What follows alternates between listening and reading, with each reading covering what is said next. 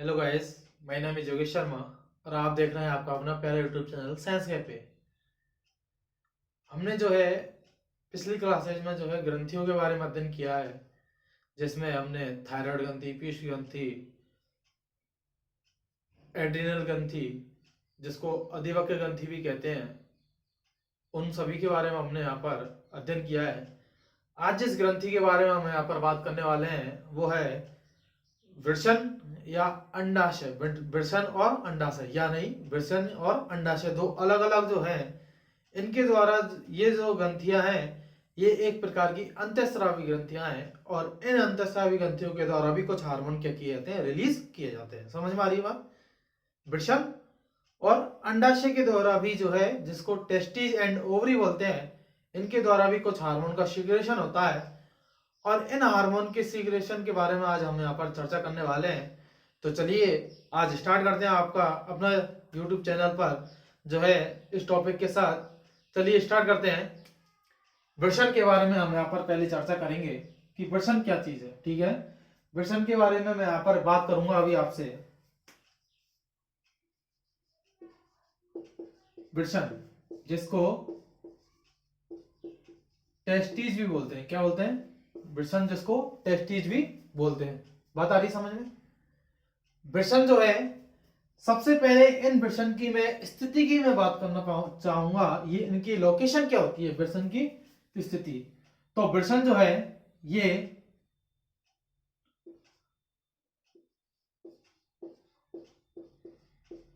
उदर गुहा के बाहर, उदर गुहा के बाहर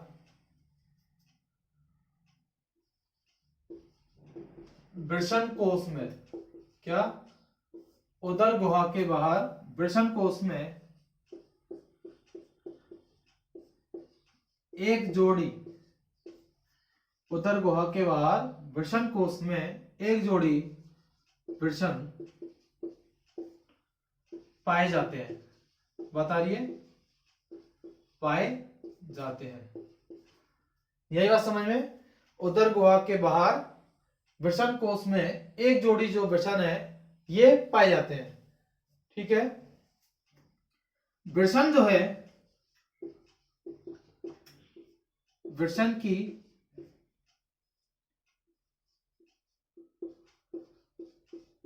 अंतराली या लीडिंग कोशिकाएं, लीडिंग कोशिकाएं, वृषण की अंतराली या वृषण की अंतराली या लीडिंग कोशिकाएं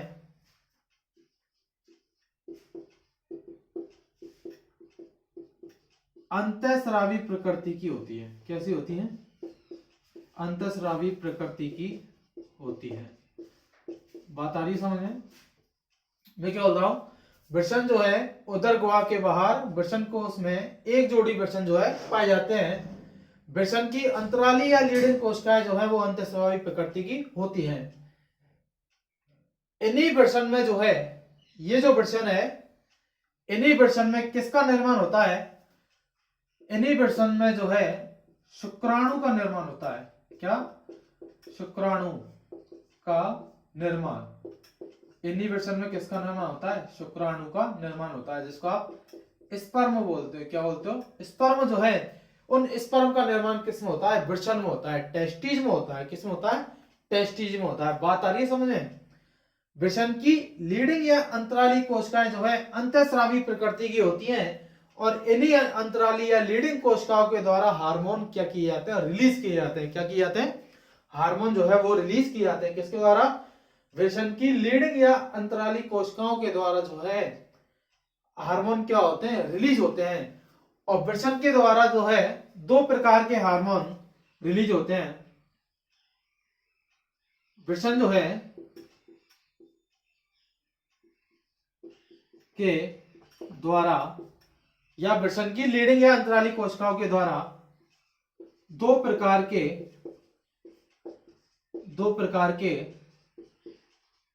हार्मोन स्रावित किए जाते हैं। क्या? दो प्रकार के हार्मोन जो है वो स्रावित किए जाते हैं। किए जाते हैं। आप चाहो तो इसको इतना लिख सकते हो, मैं ऊपर लिखूंगा। वृषण के द्वारा या वृषण की अंतराली या लीडिंग कोशिकाओं के द्वारा जो है 2 प्रकार के हार्मोन जो है वो स्रावित किए जाते हैं, जो कौन कौन से हैं, जिसमें पहला मैं लिखूंगा यहां पर एंड्रोजन, और दूसरा जो है वो कौन सा है, टेस्टोस्टेरोन। कौन सा, टेस्टोस्टेरोन। ठीक है, दोनों के बारे में यहां पर हम चर्चा करेंगे। मैंने क्या बोला, आप नोट भी करते चाहिए इसको। वृषण जो है वो हमारे उदर गुहा के बाहर वृषण कोष में जो है एक जोड़ी वृषण जो है वो पाए जाते हैं। कितने, एक जोड़ी। संख्या यदि पूछेगा आपसे तो वो कितनी होगी, 2 होगी। वृषण की अंतराली या लीडिंग कोशिकाएं जो है अंतःस्रावी प्रकृति की होती हैं, और इन्हीं कोशिकाओं के द्वारा जो है अंत लीडिंग या अंतराली कोशिकाओं के द्वारा जो है हार्मोन का सीक्रेशन होता है, हार्मोन का स्रावन होता है। और वो जो हार्मोन है वो कितने प्रकार के हैं, 2, एंड्रोजन और टेस्टोस्टेरोन। ये जो है वृषण से के द्वारा स्रावित होने वाले क्या है, हार्मोन है। क्या है, वृषण के द्वारा जो हार्मोन रिलीज होते हैं वो या जिनका सीक्रेशन होता है वो हार्मोन कौन से हैं, एंड्रोजन और टेस्टोस्टेरोन। दोनों के बारे में यहां पर चर्चा करेंगे। मैंने अभी आपको बताया कि वृषण जो है, इन वृषण में ही शुक्राणु के निर्माण की प्रक्रिया क्या होती है, पूरी होती है। शुक्राणु का निर्माण जो होगा वो कहां होगा, वृषण में होगा, टेस्टिज में होगा। किसमें होगा, टेस्टिज में। चलिए मैं इसको मिटाता हूं फिर। ठीक है, हम बात करेंगे यहां पर एंड्रोजन्स के बारे में। एंड्रोजन, एंड्रोजन क्या है, वृषण के द्वारा होने वाला, रिलीज होने वाला एक हार्मोन ही है। क्या, एंड्रोजन। ठीक है, जिसके बारे में मैं यहां पर अब चर्चा करूंगा। देखिए एंड्रोजन, एंड्रोजन, ठीक है,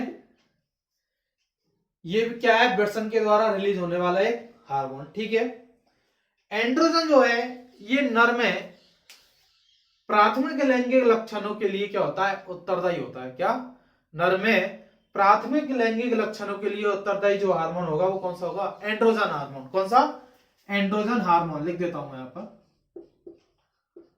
एंड्रोजन हार्मोन किसके लिए उत्तरदायी है, नर में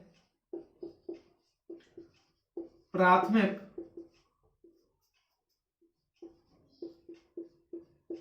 लैंगिक लक्षणों के लिए, प्राथमिक लैंगिक लक्षणों के लिए उत्तरदायी। कौन सा हार्मोन, एंड्रोजन हार्मोन। ठीक है, प्राथमिक लैंगिक लक्षणों के लिए उत्तरदायी होता है। शुक्राणु निर्माण को जो है, शुक्राणु निर्माण, शुक्राणु निर्माण को प्रेरित करता है, शुक्राणु निर्माण को प्रेरित करता है। कौन सा हार्मोन, एंड्रोजन हार्मोन जो है स्पर्म के निर्माण की प्रक्रिया जो है उसको क्या करता है, प्रेरित करता है। ठीक है, और क्या कार्य करता है एंड्रोजन हार्मोन, नर की काम वासना, नर की काम वासना, लिबिडो पर नियंत्रण, नर की काम वासना लिबिडो पर नियंत्रण करने का कार्य कौन करता है, यही हार्मोन करता है। कौन सा हार्मोन, एंड्रोजन हार्मोन। अगला जो कार्य करता है वो है नर जनन अंगों का विकास, नर जनन अंगों का विकास। ये जो कार्य किसके द्वारा किए जाते हैं, प्राथमिक लैंगिक लक्षणों के लिए क्या होता है, उत्तरदायी होता है। शुक्राणु के निर्माण की क्रिया को क्या करेगा, प्रेरित करेगा। नर की काम वासना जो है जिसको लिबिडो कहते हैं उस पर क्या करेगा, कंट्रोल करने का कार्य करेगा, और नर जनन अंगों का क्या करेगा, विकास करने का कार्य करेगा। कौन सा हार्मोन, एंड्रोजन हार्मोन। कौन सा हार्मोन? Androgen hormone. आप इसको नोट डाउन कर सकते हैं। जब भी एग्जाम में क्वेश्चन पूछा जाए कि वृषण जो है, उस वृषण की अंतराली जो कोशिका है, उन अंतराली कोशिकाओं में के द्वारा ही क्या किए जाते हैं? हार्मोन रिलीज किए जाते हैं, जिनमें एंड्रोजन और टेस्टोस्टेरोन प्रमुख हार्मोन है। बात की जाएगी शुक्राणु के निर्माण की प्रक्रिया की, तो वृषण जो है, उस वृषण में ही शुक्राणु का निर्माण होता है, स्पर्म का निर्माण होता है। नर में प्राथमिक लैंगिक लक्षणों के लिए उत्तरदायी कौन सा है? Androgen hormone. शुक्राणु निर्माण को प्रेरित जो करता है वो कौन सा हार्मोन है? Androgen hormone. नर की काम वासना, लिबिडो पर जो नियंत्रण करता है वो कौन सा हार्मोन है? वो कौन सा हार्मोन है? एंड्रोजन। और नर जनन अंगों का जो विकास करता है वो भी कौन सा हार्मोन है? Androgen hormone. ठीक है, बात आ गई यहां तक समझ में? अगले हार्मोन की मैं बात करने वाला हूं, जो कि टेस्टोस्टेरोन हार्मोन है। मिटा देता हूं, टेस्टोस्टेरोन हार्मोन।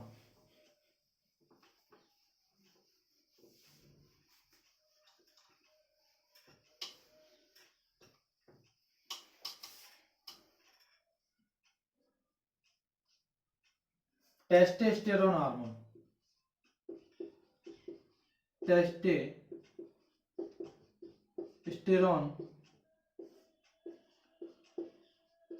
हार्मोन।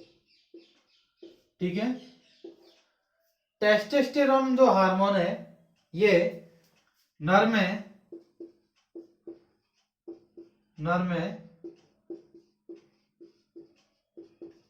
द्वितीयक लैंगिक लक्षणों के लिए, द्वितीयक लैंगिक लक्षणों के लिए उत्तरदायी होता है। क्या? नर में द्वितीयक लैंगिक लक्षण जो है, उन द्वितीयक लैंगिक लक्षणों के लिए जो उत्तरदायी होगा वो कौन सा हार्मोन होगा? Testosterone hormone. जैसे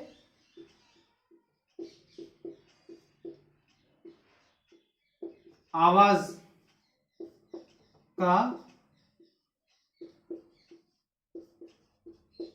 भारी होना, ठीक है,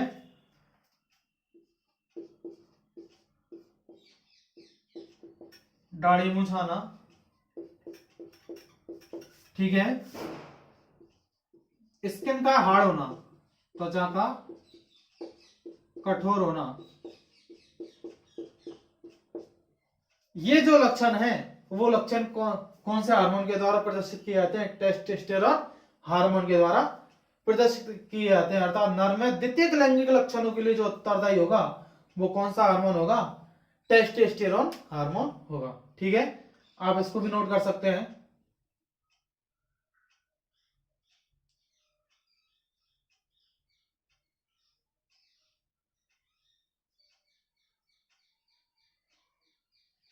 बताता हूं मैं इसको।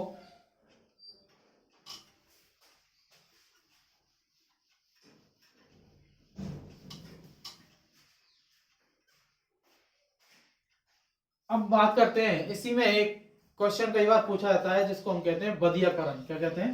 बधियाकरण।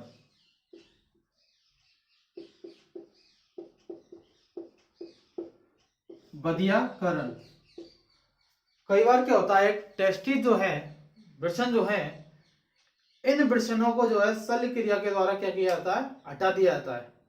ठीक है, इस क्रिया को क्या कहते हैं? बधियाकरण। ये जो है मुख्य रूप से जो है जानवरों में जो है ये क्रिया की जाती है, जिससे कि जो है नर हार्मोन जो है वो कम मात्रा में रिलीज होते हैं, रिलीज नहीं होते हैं। ठीक है, इसको जनदनाशन भी कहते हैं। ठीक है, बधियाकरण या जिसको जनदनाशन भी इसको कहा जाता है।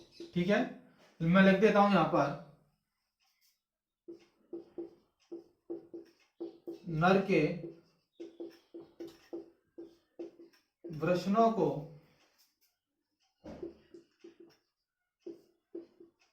शल्य क्रिया के द्वारा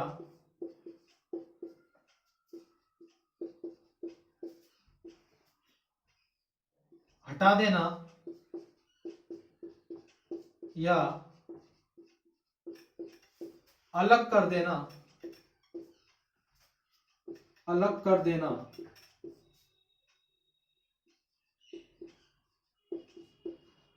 बदियाकरण कहलाता है,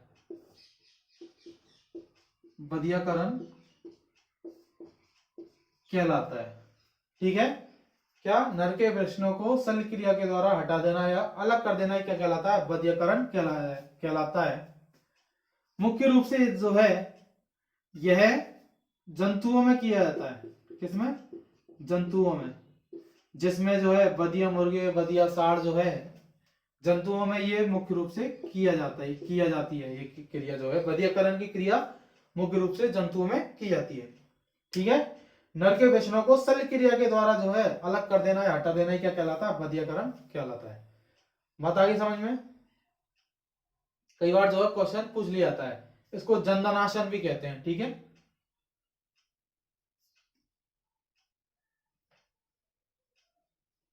बताता हूं मैं इसको। एक क्वेश्चन और कई बार जो है एग्जाम्स में पूछा जाता है इसी में से, जिसको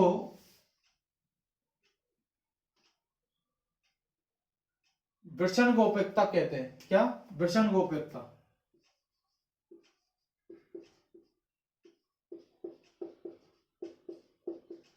वृषण गोपेक्षता। कई बार क्या होता है कि वृषण जो है वो उदर गुहा के बाहर प्रकट नहीं होते हैं।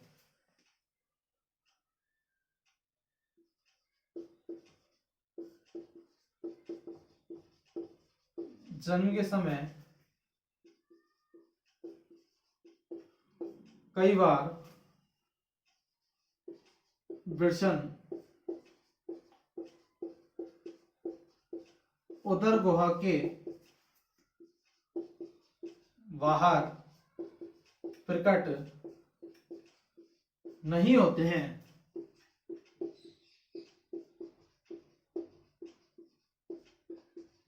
इस क्रिया को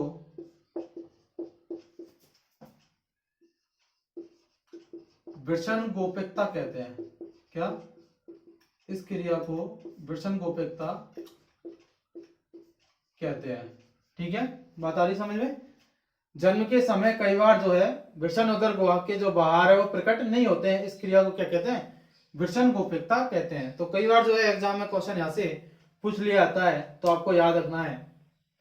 तो आज जो है हमने वृषण जो है टेस्टिस जो ग्रंथि है, जो कि एक एंडोक्राइन ग्लैंड है, और इसी के द्वारा जो है एंड्रोजन और टेस्टोस्टेरोन नामक जो हार्मोन है वो रिलीज किए जाते हैं।